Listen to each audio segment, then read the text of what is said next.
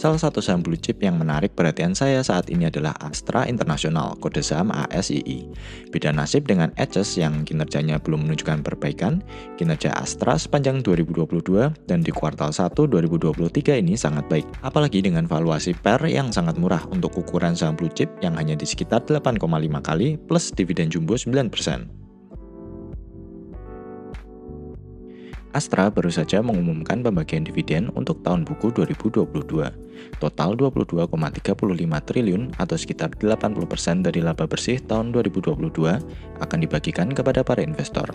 Sebagai catatan, tahun 2022 yang lalu, Astra berhasil mencetak laba sebesar 28,9 triliun. Jika dikonversi per lembar, maka dividen Astra sebesar Rp552 per lembar.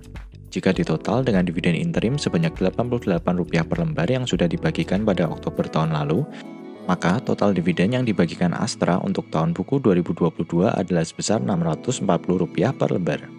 Berikut adalah historis dividen dari Astra dari 2016 hingga 2022. Dividen per share yang sebesar Rp600 per lembar merupakan dividen terbesar setidaknya sejak 2016 yang pernah dibagikan Astra. Dividen per share ASII cukup baik karena selain rutin bagi setiap tahun, dividen per share tahun 2016 sudah naik 42% di 2021, dari Rp168 per lembar menjadi Rp239 per lembar. Untuk kestabilan dividen di masa depan, saya rasa Astra akan terus rutin bagi karena bisnis mereka yang sudah sangat menguntungkan dengan laba yang stabil. Hanya yang perlu menjadi catatan, saya tidak yakin dividen per share ASII untuk tahun 2023 akan bisa melebihi dividen per share tahun 2022. Karena tahun 2022 merupakan tahun yang spesial, terutama bagi bisnis pertambangan Astra melalui United Tractors. Walaupun begitu, saya tetap optimis jika dividen per share tahun 2023 akan lebih tinggi dari dividen per share tahun 2021 yang lalu. Rata-rata sejak 2016, Astra biasanya membagikan 50% dari laba bersihnya dalam bentuk dividen. Jadi, untuk tahun 2023, dividen payout ratio-nya juga kemungkinan akan kembali ke sekitar 50% kembali. Kita tinggal tunggu saja berapa jumlah laba sepanjang 2023. Salah satu komponen penting yang bisa digunakan untuk memprediksi kestabilan dividen di masa depan adalah dari balance sheet-nya, terutama dari tingkat hutangnya. Perusahaan yang tidak bisa memanage hutang dengan baik pasti akan menurunkan atau bahkan menghentikan dividen dan menggunakannya untuk membayar hutang. Astra merupakan perusahaan yang hutangnya cukup tinggi. Kita bisa melihatnya pada grafik berikut, di mana di 2022 hutangnya mencapai 70 triliun. Sedangkan Astra memiliki free cash flow sebesar 30,6 triliun dan kas dan setara kas sebesar 61,3 triliun. Walaupun tergolong tinggi, namun jika kita bandingkan dengan jumlah laba bersih yang pada tahun 2022 mencapai 28,9 triliun dan aset liquid berupa kas dan setara kas dan free cash flow yang grafiknya terus mengalami kenaikan sejak 2018, saya rasa Astra tidak akan mendapati masalah yang berarti untuk memanage hutangnya. Aset lancar dibandingkan kewajiban jangka pendek, dan aset tetap dibandingkan kewajiban jangka panjangnya Astra sejauh ini masih cukup baik. Jadi kesimpulannya, walaupun prediksi dividen tahun 2023 akan lebih rendah dari dividen tahun 2022, dengan pertumbuhan laba dan free cash flow yang stabil bertumbuh setiap tahun, saya rasa dividen Astra untuk beberapa tahun ke depan masih aman. Manajemen bisa saja menurunkan atau menghentikan pembagian dividen jika di masa depan Astra melakukan ekspansi, mungkin untuk ekosistem kendaraan listrik yang membutuhkan dana sangat besar atau penjualan kendaraan non-EV yang terus menurun. Pada kuartal 1 2023, Astra membukukan pendapatan sebesar 83 triliun atau naik 15,4% secara year on year. Gross profit meningkat 12,7% year on year menjadi 17,7 triliun. Sedangkan laba bersih meningkat 26,1% year on year menjadi 8,7 triliun. Kenaikan double digit dari revenue dan laba bersih saya rasa sangat baik, mengingat ukuran Astra yang sudah sangat besar karena perusahaan yang sudah sangat besar seperti ini biasanya hanya mampu bertumbuh single digit.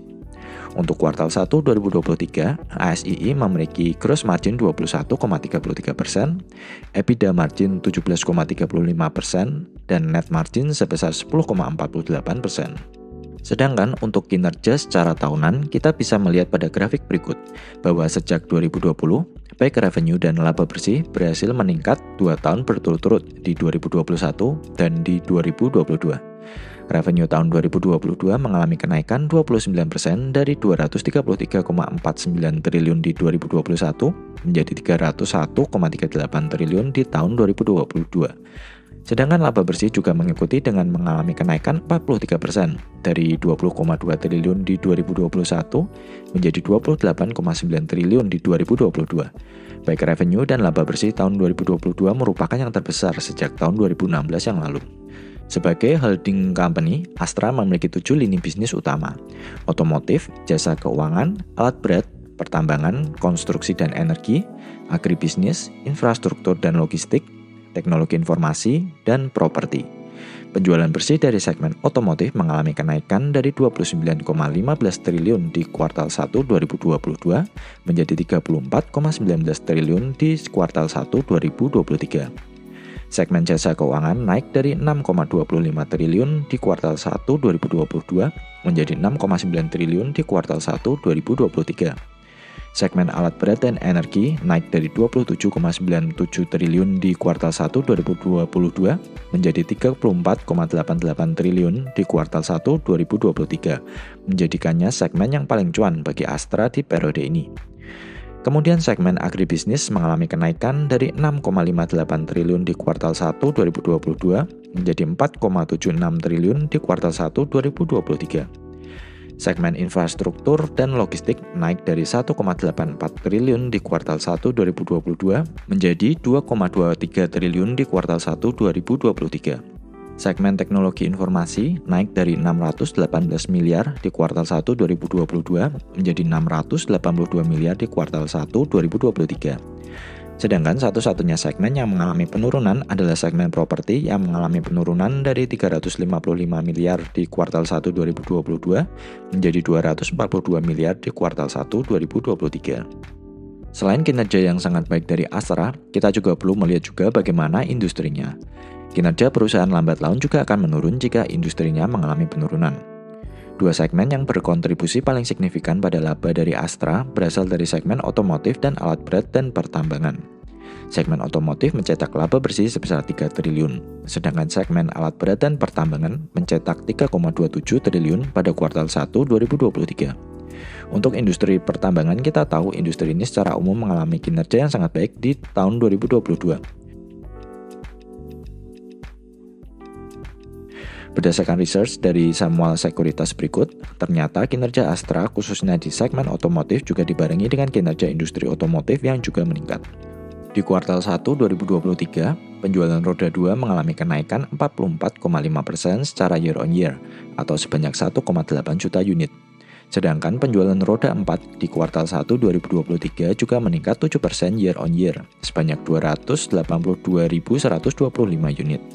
Analis memperkirakan penjualan nasional untuk roda 2 akan mencapai 5,8 juta unit di tahun 2023 dan 1 juta unit untuk penjualan roda 4. Untuk roda 4, brand dari Toyota dan Lexus menjadi market leader dengan 30% market share. Daihatsu menguasai 19%, Honda 17%, dan Mitsubishi dengan 8% pangsa pasar.